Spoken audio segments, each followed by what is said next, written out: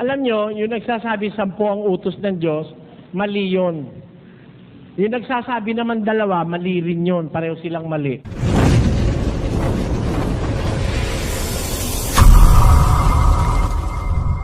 Mahatma Gandhi. Isa po akong Katoliko tungkol po sa 10 utos ng Diyos. Mangyari po, may nakapagsabi po sa akin na 2 lang daw po ang 10 utos ng Diyos. 2 lang. Sa halip na 10. Ngayon po, gusto ko malaman kung alin ang totoo.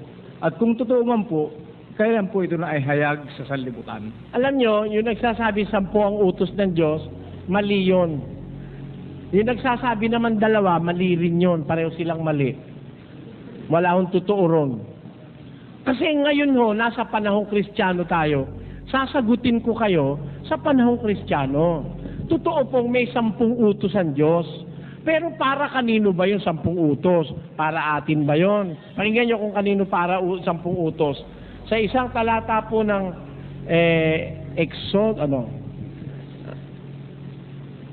ipinahayag niya sa inyong kanyang 4:13 ng Deuteronomio. Pakinggan nyo.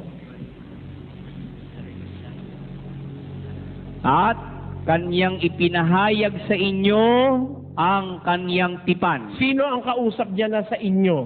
Pakipunta mo nga sa 5:1. Pakinggan nyo kung sino. At tinawag ni Moises ang buong Israel. Ayan. Ang Israel po ang kausap dito. Ano sabi sa Israel? Balik. At kanyang ipinahayag sa inyo ang kanyang tipan na kanyang iniutos na inyong ganapin. Alin yun? Sa makatwid bagay ang 10 utos at kanyang isinulat sa 2 tapyas na bato. Ayon. Ang pinagpahayagan ng inutusan ng 10 utos, ang Israel. Sa kanila sinabi yan. Ngayon yung 10, yun ang wikay nahuhulog sa 2.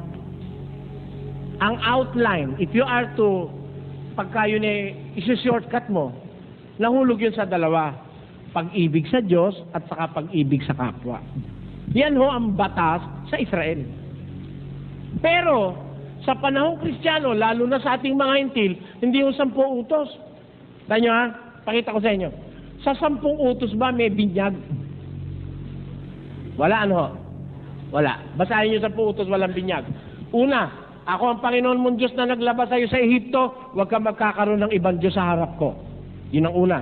Kalawa, huwag kang gagawa para sa'yo ng larawang inanyuan. Huwag kang luluhod sa kanila. Yun ang ikalawa.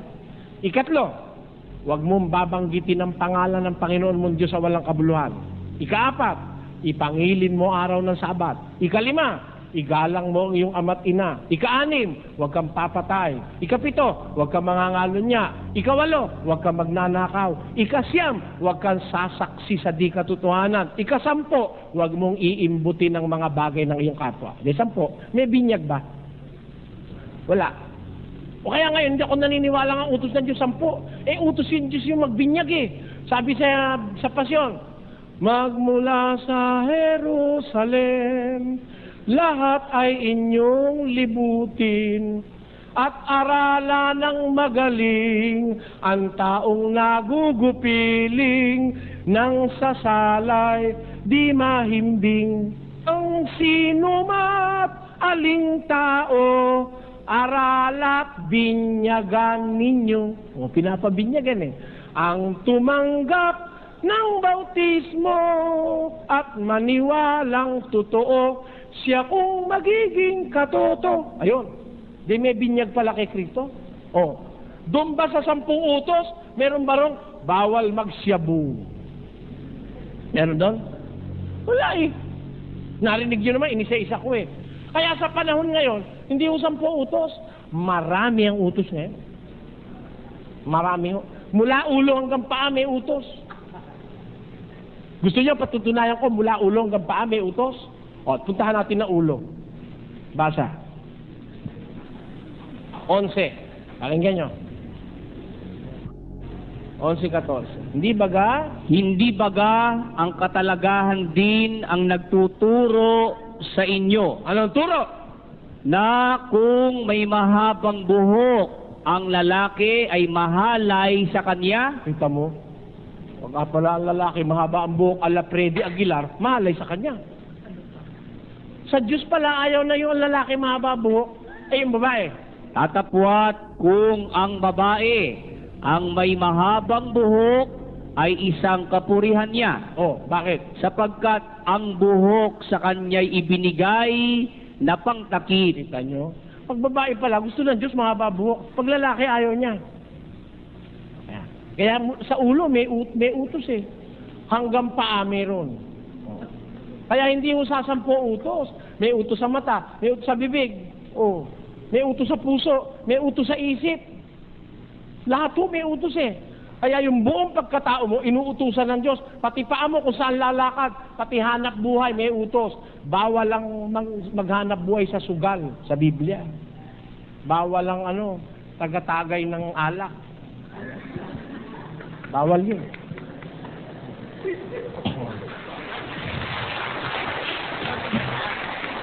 Kaya kung tatanungin nyo ako ilan ang utos sa panahon natin, ang dami ho, ang dami. Binibilang-bilang ko, mahigit 100 eh. Oh.